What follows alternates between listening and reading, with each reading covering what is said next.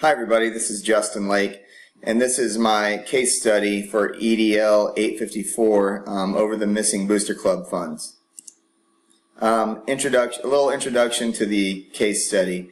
It is about a middle school called George Washington Middle School in Warren. It's got about 450 students. Mr. Stevens is the principal. Over the last 10 years, some young couples have been moving out. So the population is declining a little bit, and with the population declining, also the economic status of the school has also declined a little bit, with the main job being a mill factory that supports a lot of the families in the area. Even though there is the decline, there is still some very good parent support in the school district. Lots of parents are set up to volunteer for after-school activities. Sometimes they even show up for reading buddy activities during the day, and there's a strong PTA. Basically, in this story, the main issue that we have is that they were $50 short on gate money after a basketball game, and just from the evidence in the case study, the evidence kind of points to one parent. Category 1, problem identification and analysis. What do I know? I know that we're $50 short on gate money. I know that Mr. Dumas said that he entered the game and paid with a $50 bill that was not in the cash bag when given to the principal. Mrs. Bowman worked the gate along with another parent that we don't know who it was. And she was the one that handed the gate money to the principal, and she had recently had a meeting with Mr. Stevens about her daughter who had won a cheerleading opportunity to go to New York. She wanted the school PTA to pay for her trip that was almost $800, and Mr. Stevens declined the possibility of the PTA funding that trip for her. And that meeting was about a week before this situation happened.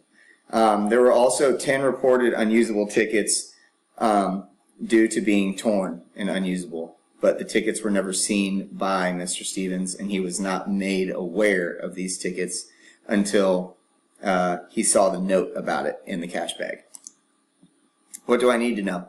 Was there ever really a $50 bill, or was Mr. Dumas blowing smoke? If there was a $50 bill, where is it now? Did the other parent working the gate see anything suspicious, or did they do anything suspicious? And also, why wasn't Mr. Stevens, the principal, made aware of the 10 unusable tickets when they were discovered during the game or right before it? Identify the problem. Obviously, the problem is, the main problem, we're $50 short on the cash bag. Also, the $50 bill that Mr. Dumas says he paid with to get in is missing. Other problems, possible theft by a PTA member, possible theft from the school. You know, when you're stealing money from the school, you're stealing from the kids. Okay, my plan of action with appropriate strategies. If I was Mr. Stevens and I had to figure out what happened, I would want to interview everybody involved, individually, not together. The first person I would interview would be Mr. Dumas. I would ask him again, were you at the game? What did you use to pay to get in? Hopefully he would say the $50 bill again, like he told Mr. Stevens that night. If that's the case, I would want him to write that down and sign off saying that he paid with that $50 bill, just so I have proof from Mr. Dumas. I would also like to interview the other gate worker and hear their side of the story from the game, including whether or not they counted the bag with Mrs. Bowman, or if they saw any suspicious activity, because I can't count out the other gate worker as potentially being guilty of stealing the $50 as well, or maybe there was just a mistake. Then I would interview Mrs. Bowman about how the events played out that night, and if she remembered receiving a $50 bill from Mr. Dumas. After interviewing anyone, I'd compare notes and see what I could determine. It's possible that Mr. Dumas and the other gate worker, their stories match up and don't go along with Mrs. Bowman's at all.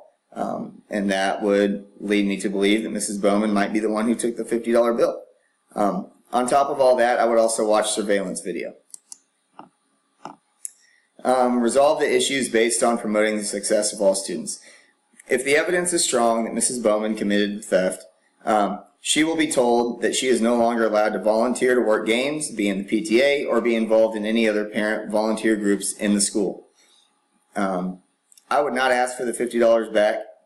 I would assume that once she heard the verdict that she's no longer allowed to be a part of it, she would probably admit to her guilt and probably want to give the $50 back. But at this point, she's already dug her own grave. Like, she's not good to be around our kids, and she definitely is not good to be around the money that is raised for our kids, for their education, for their sports, for their clubs, for their field trips, all of that stuff. She's obviously not worthy of being a part of that. This promotes the success of all students by looking out for their best interest. If she's willing to steal from the school, like I said before, she isn't fit to be around the students or handle any of the funds raised for them. Debriefing the problem with reflection. What was I thinking, seeing, and valuing during my response? My biggest concern was that someone with access to funds for students could be stealing from those funds. We are supposed to be able to trust the people in the PTA, trust parent volunteers, with our students, and hoping that they have the best interest of our students and the school success in mind at all times. Based off of just reading the study itself, without being able to interview anybody, the dots kind of connected to Mrs. Bowman being the one who might be responsible for taking the $50. However, this theory could not be confirmed, and I could not make it known that that is what I was thinking until I interviewed all involved and looked at security cameras. I valued finding a quick answer to the problem and resolving it without hurting Mrs. Bowman's daughter if it was in fact her who stole from the school. It's important to remember that Mrs. Bowman's daughter, even if Mrs. Bowman was guilty, still has to show up to school every day. And I don't want her to be embarrassed or feel scared or mad or anything like that when she continues going to school. What issues are unresolved? At this point, I'm going to assume that all evidence pointed to Mrs. Bowman. After interviewing the other gate worker, after interviewing Mr. Dumas, I'm going to assume that their stories worked together and went against Mrs. Bowman's. That leaves a few issues left. The school is still short $50. Like I said before, I'm not going to ask her for it. I just want to find out who's guilty and make sure that they are no longer a part of being in the PTA or being around the PTA's funds or any funds for the school. Another issue, like I stated before, her daughter still has to come to school knowing that her mom stole money from the school. So I'm sure she's either embarrassed or mad or both. So I need to also make sure that there's no chitter chatter amongst kids, maybe bullying or harassing of her for an act that she didn't commit. The school is now also short a once trusted PTA member, somebody we thought we could trust, somebody who had done a good job, so we thought, up until this moment. How did I promote effective and efficient management of the school? I quickly launched the investigation. Okay, this is something I would start immediately the day after realizing that there was $50 short. I conducted the investigation without blaming anyone or placing guilt until all facts were in, even though I had suspicions. I immediately removed the guilty party, once figured out, from all positions in which she might have access to any money belonging to the school or to the students. The entire time through this process, I acted with respect, and I was also professional throughout the whole time. How did I promote the social learning of all students? By eliminating the guilty party from any other opportunities to steal, I help protect and manage the few extra funds we have for our students that can go to the classroom, that can go to projects for their classrooms, that can go to, anything from their sports to clubs to scholarships. We don't have a lot of funds in education, and like Standard 8 said, it's important to manage those funds wisely.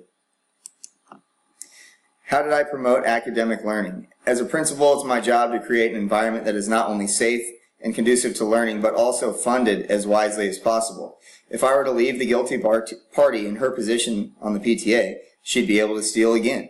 I also wouldn't be able to trust her around my students due to her lack of judgment and character, and I wouldn't want that to rub off on them. So therefore, I don't want her interacting with them in any way, shape, or form.